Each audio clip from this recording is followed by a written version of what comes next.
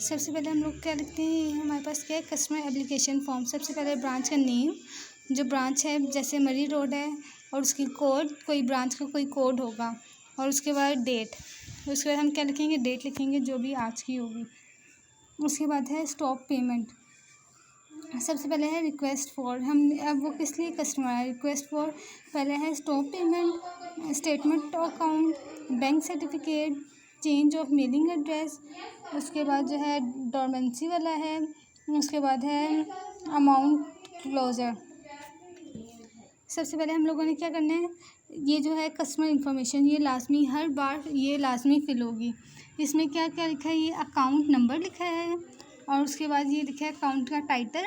जो account number होगा उसका, जो बंदे का नाम होगा, अकाउंट टाइटल उसको कहते हैं। उसके बाद हम लोग क्या करेंगे, फ़ोन नंबर।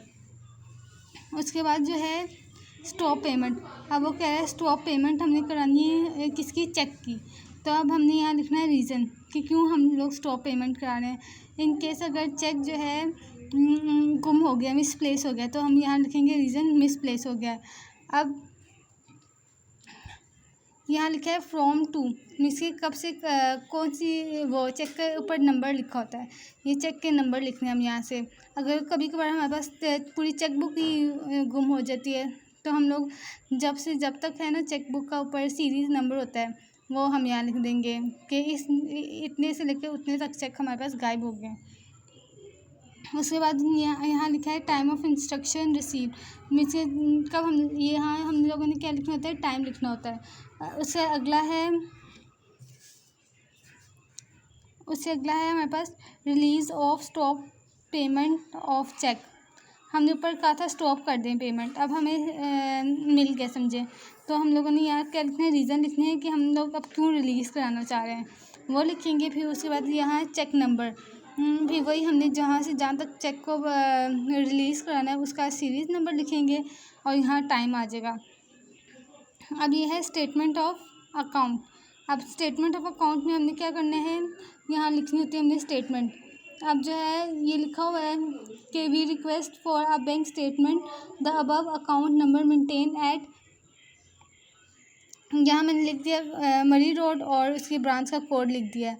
अब जो है स्टेटमेंट हमने कब से कब तक लिखवानी है, तो मैंने लिखवाई है फर्स्ट से 2022 से लेकर मैंने 1 साल की लिखवानी है, 2 साल की लिखवानी है, जब तक लिखवानी है हम लोगों ने यहाँ से यहाँ तक उनका वो लिखना होता है, डेट लिखनी होती है। अभी हम लोगों ने क्या की, 1 साल की लिखवाई है कि स्टार्ट कहाँ से कर रहे हैं और एंड 2022 में, और 2023 में हम लोग क्या चाह रहे हैं, एंड करना। उसके बाद यहाँ जो हम लिखने हैं, यहाँ ID कार्ड नंबर लिखना है। उसके बाद हम लोगों ने यहाँ क्या कराना है, उनके साइन कराने हैं। उसके बाद बैंक सर्टिफिकेट, हम लोग बैंक से सर्टिफिकेट मांगते हैं। ये साइड पे लिखा हुआ है डेट, हम लोगों ने डेट लिखनी है। पहले है बैलेंस सर्टिफिकेट एस, कि हमें बैलेंस का सर्टिफिकेट चाहिए, और with holding tax deduction certificate, हमें टैक्स डिडक्शन की सर्टिफिकेट चाहिए। ये सब के साथ ये बैंक इशू करता है सर्टिफिकेट। इसमें क्या हम लोगों को क्या लिखना होता है, वो NIC नंबर, इसके ID कार्ड का नंबर चाहिए होता है, और यहाँ कस्टमर का नेम और सिग्नेचर।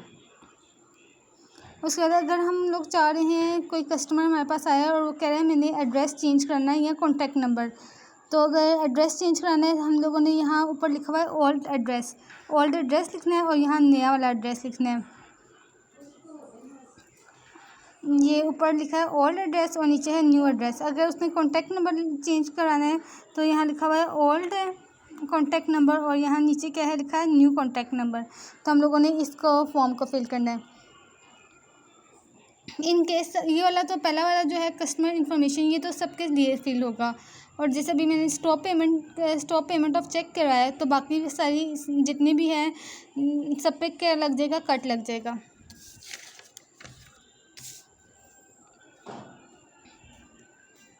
अब ये अगला है हमारे पास रीएक्टिवेट ऑफ डोरमेंट अकाउंट और इनएक्टिव। अब डोरमेंट और इनएक्टिव क्या होता है, डोरमेंट अकाउंट क्या होता है, हमारे पास जो 6 महीने से जो अकाउंट नहीं खुला होता है उस अकाउंट को हम कहते हैं डोरमेंट अकाउंट। और इनएक्टिव जो होता है वो क्या होता है, अगर हम लोगों ने 1 साल से अकाउंट को यूज़ नहीं किया तो उसको इनएक्टिव कहते हैं। तो उसके बाद हम लोगों ने यहाँ क्या लिखना है, यहाँ सबसे पहले ऊपर लिखा है अकाउंट नंबर हमने लिखना है, और उसके बाद कौन सी ब्रांच में है और क्या है। मीन्स कि अभी मैंने कोड लिखा है 0358 मरी रोड ब्रांच है।